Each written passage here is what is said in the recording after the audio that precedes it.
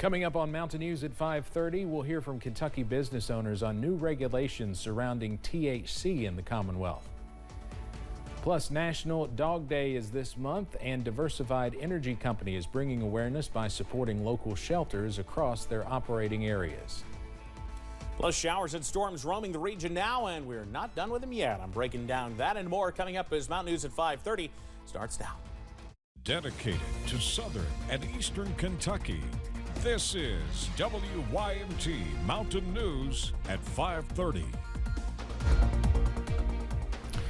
Good evening, I'm Steve Hensley. Two Michigan men have been arrested during a traffic stop in West Virginia. The Wayne County Sheriff's Office says a sheriff's drug enforcement unit stopped a car traveling on U.S. Route 52 during a drug investigation. About 24 grams of fentanyl was found stitched inside the passenger's clothing, and several $1,000s was also seized by deputies. Both Devwan Morin and Quentin Q. White were charged with conspiracy to distribute fentanyl, among others. Authorities say roughly 180 gallons of unused motor oil leaked out of a transport truck in Utah yesterday. Responding crews discovered a fitting on the truck carrying the oil had failed. As a result, the oil did not dispense into the holding tank as intended and spilled over into a storm drain. No details about where the storm drain leads to were provided. Hurricane Valley Fire and Rescue is working with the city to monitor the issue. Officials say at least 7 people have been injured after a Long Island Railroad commuter train derailed in Queens, New York. It happened around 11:30 this morning just east of the Jamaica station. Fire officials said in a tweet that the injuries are non-life-threatening. They say 8 train cars derailed.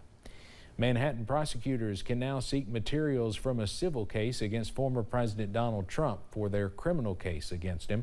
A federal judge in New York says Trump's deposition in the E. Jean Carroll case is not covered by a protective order that clears the way for prosecutors to obtain the full video and related exhibits.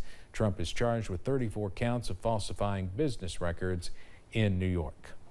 Teamster members who work for Georgia-based UPS have begun voting on a contract agreement the union's leaders reached late last week with company officials.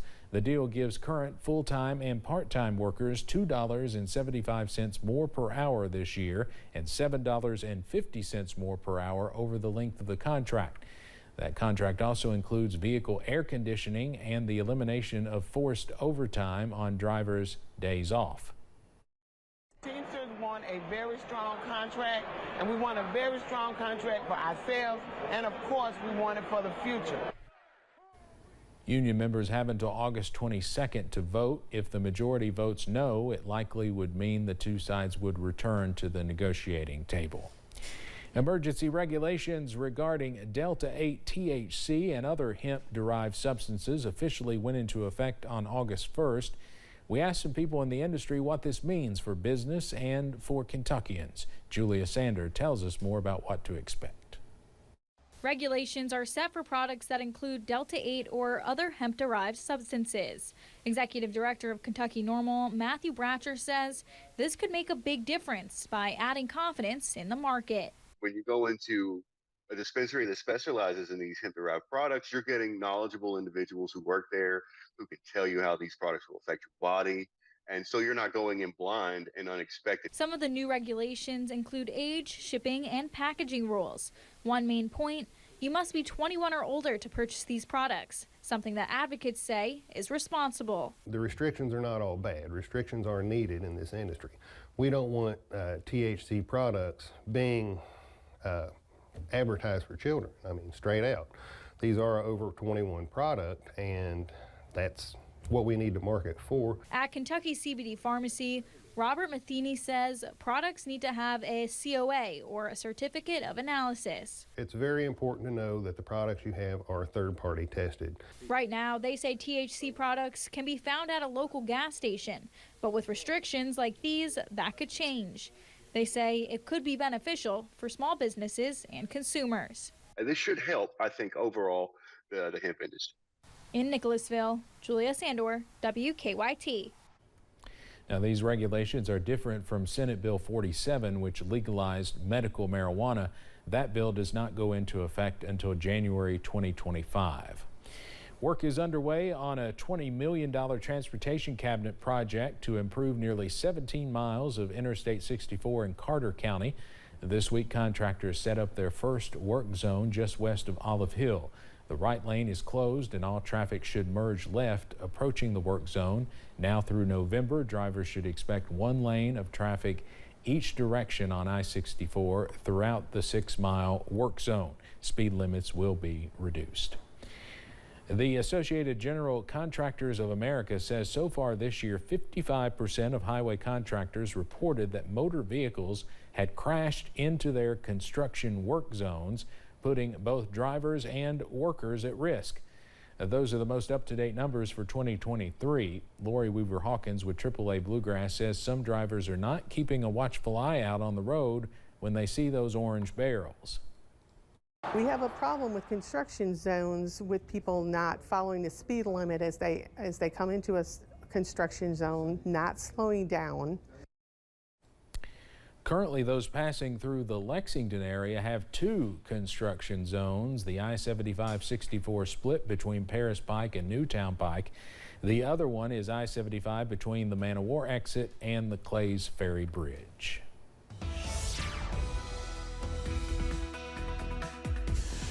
Soggy scenes region-wide out there as we continue to watch this rain push through the area. Look outside from our rooftop camera from the WYMT studios. Well, 72 the current reading with plenty of rainfall working on in. Just one of those evenings.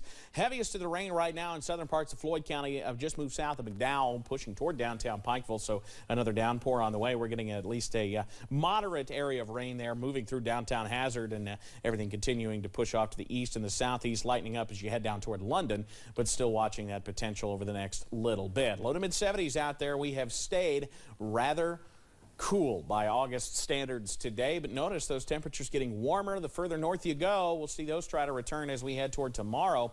Your next 12 hours, we're back in the upper 60s as we head through the nighttime.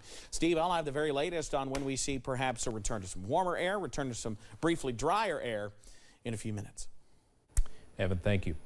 Dogs are often considered the perfect addition to a home. However, there are also an overabundance of those animals in shelters waiting to find their forever home. The Kentucky River Regional Animal Shelter in Perry County takes in an average of 20 animals per day and around 100 animals each week, taking animals in much quicker than they are being adopted. Today, WYMT's Olivia Calfee visited the shelter to learn how one company is raising awareness by supporting local shelters. Dogs are often referred to as a man's best friend. And if you ask the employees at Diversified Energy Company, they would say the same. Going to be bonding with man's best friend and some of the cats here as well. On Thursday, Jordan Pigman and his co-workers at DEC spent the day volunteering at the Kentucky River Regional Animal Shelter. Our main goal is to really put back into the communities as much as we can. And one of the places that we know need help, support, is around the shelters. As shelter intake is at an all-time high, the staff says they are taking in nearly 100 animals a week. And Pigman says their goal is to step in to be a helping hand for the staff and the animals. All rescues are over capacity. All shelters are over capacity, so we've got to do something on the forefront. It's not fair to the animals. They're born into this world, but we need to be responsible and not put them in this situation and give them the best life we can. And Diversified Energy is working hard to raise awareness for the shelter, repair what is needed, and provide supplies, all while loving on the animals along the way. Dogs are nothing but loving. They want affection, and they just want to be partnered with a human and just create that bond that's everlasting. That's the unique thing about shelter animals. Shelter pets seem to be so loyal to those that rescue them. It's a bond that's unbreakable. In Perry County, Olivia Calfee, WYMT Mountain News. If you would like to help the shelter, staff says the biggest needs they have right now are paper towels, newspapers, 45-gallon trash bags, dog, cat, and kitten food, cat litter, and volunteers are also needed. The staff says they only get about one volunteer every 2 weeks. Coming up on Mountain News at 5:30, people are itching to get out and travel after the pandemic, but a recent survey says the vast majority are experiencing issues. We'll tell you how you can make your trip smoother. And keeping an eye on First Alert Pinpoint Doppler this evening and for a few evenings on the way. The details after this.